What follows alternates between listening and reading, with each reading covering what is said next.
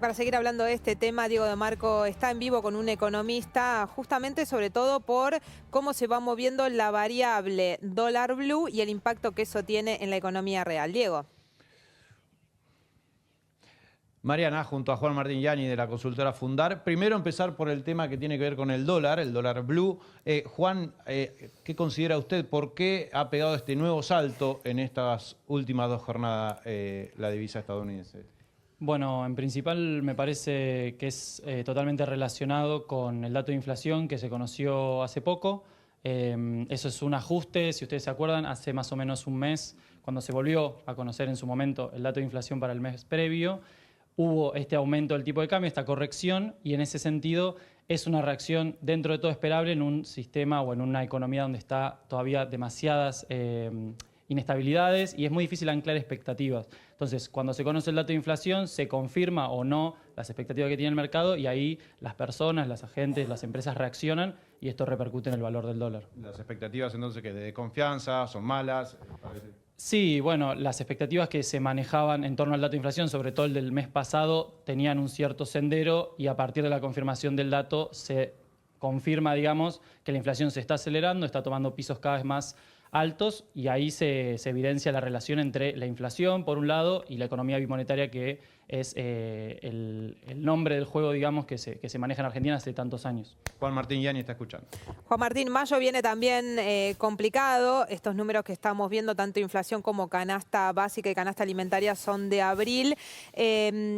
¿Qué ancla tiene hoy a mano el ministro de Economía para poder frenar estas expectativas al alza, si es que tiene alguna, ¿no? Bueno, en principio el ancla que se maneja más allá de la confianza o las expectativas son las reservas internacionales y como la mayoría sabe es muy complicado actualmente el panorama. En ese sentido se anunciaron en el fin de semana o trascendieron algunas medidas, entre ellas empezar a intervenir el mercado de cambios, algo que el programa con el fondo en un principio no recomendaba o no hacía posible. Pero nuevamente las reservas son muy escasas, entonces se opta por el instrumento alternativo, que es aumentar la tasa de interés para que precisamente se intente canalizar las posiciones de ahorro hacia inversiones en pesos, pero es un escenario tan incierto que es muy difícil que cualquier tasa de interés premie la incertidumbre. En cierto sentido se puede premiar el riesgo que uno toma por optar por el peso en vez por el dólar, pero la situación es tan incierta y los datos de inflación y de canasta básica y etcétera que se van conociendo hacen muy complicado que la tasa de interés como instrumento único logre anclar expectativas. Yani, buenas tardes, Claudio Rigoli. Digamos que se quedaron cortos de llevar la tasa al 91 al 97 porque está dando un 8% mensual y en definitiva sigue estando por debajo de una inflación que para el mes de mayo se espera que sea más del 8% y no más cercana al 7%, ¿no? Hola Claudio, muy buena la pregunta. La realidad es que se está corriendo un poco de atrás la pelota y nuevamente en un escenario donde la corrección cambiaria todavía no se realiza por un escenario político, electoral, etcétera, es muy difícil que la tasa de interés per se logre que la gente se vuelque al peso. Ahí volvemos a esta relación entre inflación y tipo de cambio o inflación y bimonetarismo. La inflación hace que uno empiece a optar por el dólar ya hace décadas.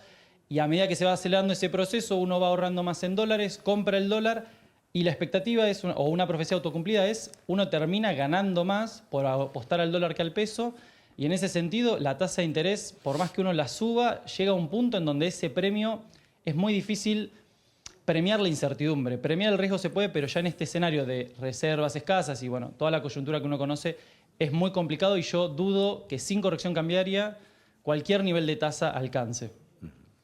Sin corrección cambiaria, ¿estás hablando de una devaluación? Sí, en el escenario actual uno entiende que es un escenario complicado y nuevamente, para abordar tanto la economía bimonetaria como la inflación, que son temas que abordamos en Fundar,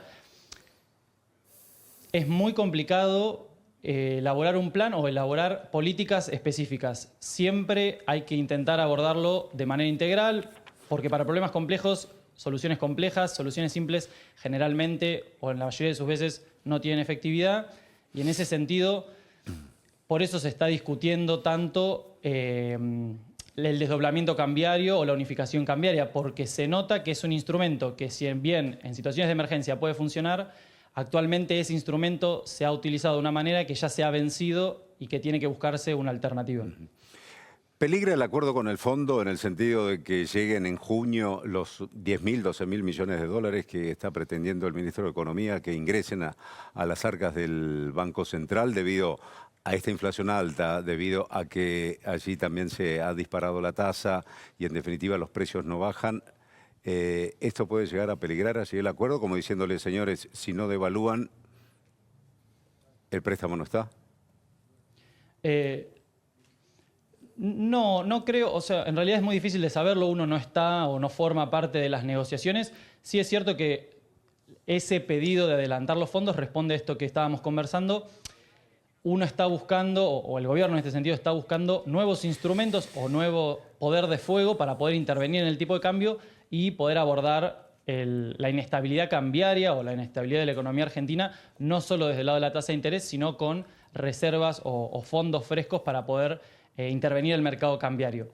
Si eso alcanza o no es muy complicado, y desde el momento en que la sequía se confirmó y del tamaño que fue la pérdida de divisas a partir de la sequía, el escenario es demasiado incierto y nuevamente por eso creo que es muy complicado de saber hacia dónde estamos yendo, y por eso hablo más de incertidumbre que de riesgo. Es algo que uno no le puede atribuir una probabilidad, sino que directamente estamos en un escenario donde es muy complicado ver el sendero hacia el futuro. Obviamente, si los fondos se adelantan y forman parte de un acuerdo con el fondo, se verá si eso tiene una condicionalidad, como por ejemplo no intervenir el mercado cambiario, o si esos fondos sí pueden ser adelantados precisamente para contener la situación y evitar una devaluación. Juan Martín Gianni, muchas gracias por este contacto. Gracias, Diego de Marco.